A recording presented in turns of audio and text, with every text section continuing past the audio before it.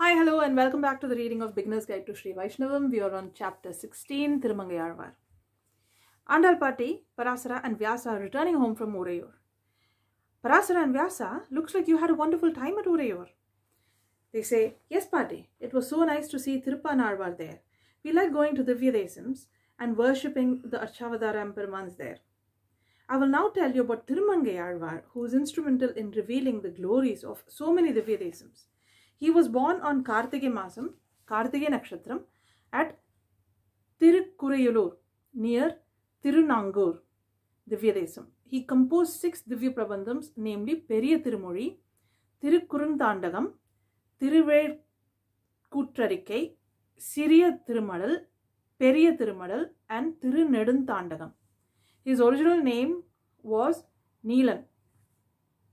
How did he travel to Divya Desams those days, Patti? He had a horse named Adalma,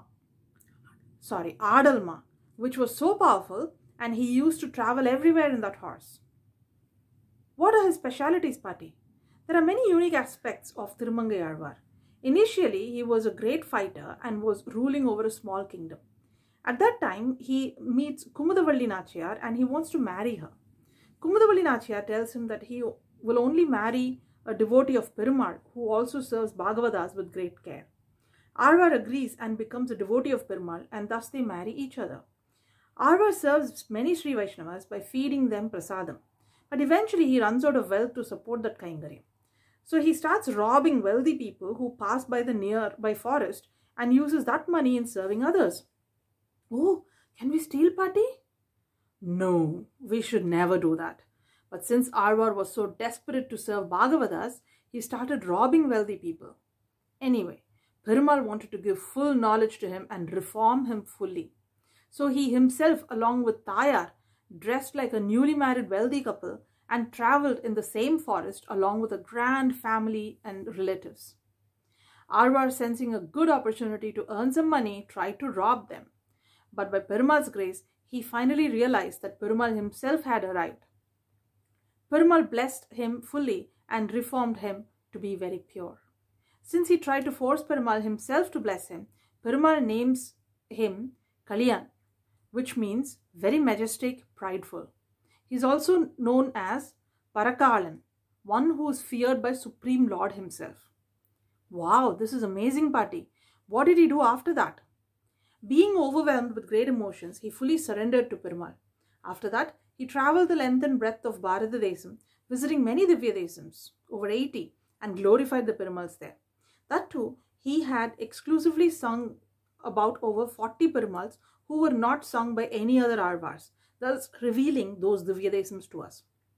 Oh, it is our great fortune. Because of him, we are worshipping these Divya Desams now. We will always be thankful to him. He also performed many Kaingaryams in our Srirangam, building forts around the temple, etc. During his lifetime itself, Perumal ordered Arvar's brother-in-law to make a Vigraham of Arvar and worship the same. After some time, Tirumangayarvar goes to Tirukkurungadi, Divya Desam, spends some time there worshipping Nambi Emperuman. Finally, meditating on Emperuman, he ascended to Paramapadam to be engaged in Kaingaryam to Emperuman eternally. We have understood the importance of Kaingaryam to Archavadara Perumal and his devotees and from Arvar's life's party. Yes, that is the essence of our Sampradayam. With this, you have heard about all the Arvars. I will tell you both about our Acharyas next time. Okay, Patti, we are eagerly waiting for that. This chapter gives us the life history of Tirumangayarvar. Tirumangayarvar was known by different names. Neelan, Tirumangai Mannan, Paragalan, Kaliyan, Tirumangayarvar. Tirumangayarvar is the last Arvar of 12 Vaishnavite Arvars. He was a dacoit, and whatever he got out of that, he spent it for Bhagavata service.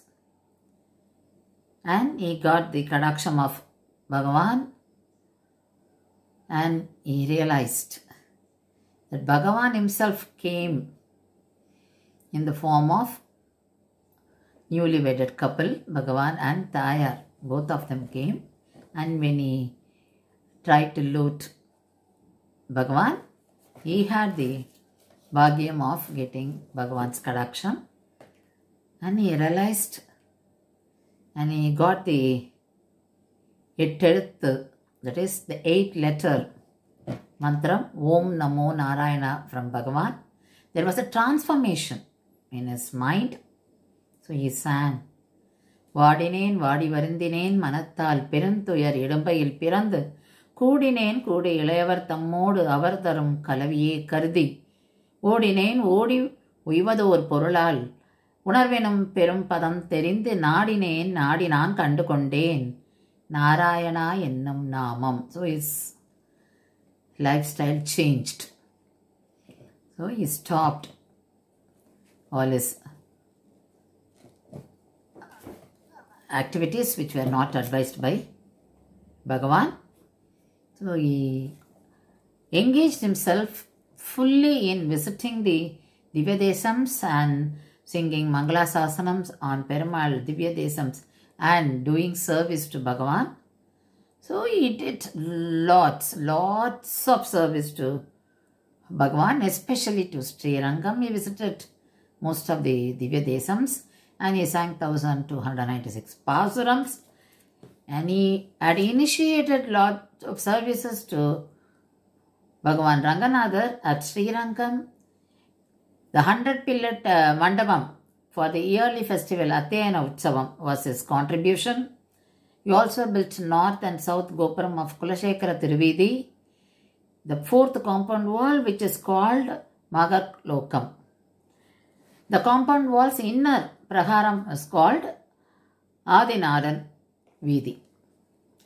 Adinathan Veedi, that was the name of the place ruled by Tirumanga Alvar. There is a big Gadalvar Sannadhi in this Prakaram. The entrance is called Karthike Vasal. He did 8 major constructions in Srirangam. He spent his life for doing service to Bhagavan, and towards the end of his life he stayed in Tirukurungudi and he reached the divine feet of Bhagavan. So what we learn from his life is we should feel that Bhagavan is within us and he is showing us the good way. Let us listen to our Atma, because Paramatma lives within every Atma.